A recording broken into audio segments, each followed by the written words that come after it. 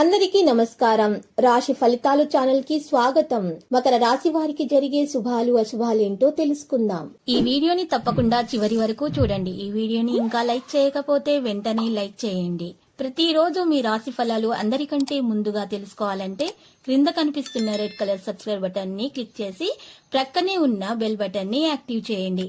అలాగే ఈ వీడియోని తప్పకుండా మీ మిత్రులందరితో షేర్ చేయండి. ఈరోజు మీకు చాలా మంచి రోజు మరియు మీకు మీ జీవిత భాగస్వామి వల్ల ధనలాభము కూడా కలిగే సూచనలు కనిపిస్తున్నాయి. మరియు మీరు మీ జీవిత భాగస్వామి వల్ల చాలా సంతోషంగా అయితే ఉంటారు. మీ బాధ్యత ఏంటంటే మీరు కూడా వారిని సంతోషంగా ఉంచండి. మీ వ్యాపారాన్ని ప్రారంభించడానికి ప్లాన్లు కొనసాగిస్తారు. వ్యాపారంలో మీరు స్నేహితులతో భాగస్వామ్యం అవ్వచ్చు.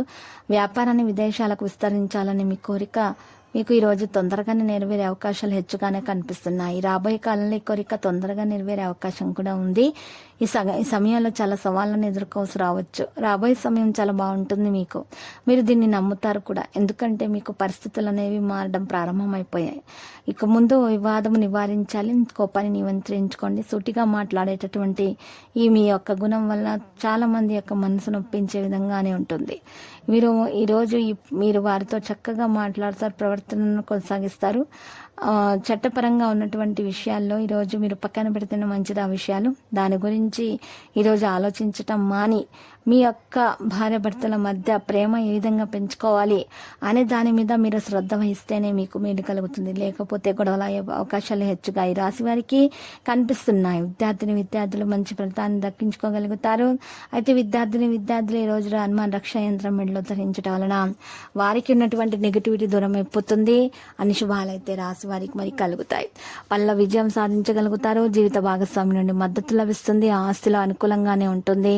మరి ఈ రోజు కొంతమంది భావాలని గౌరవించడం కూడా జరుగుతుంది. ప్రేమికులకు మంచి శుభదినంగా తెలుస్తుంది.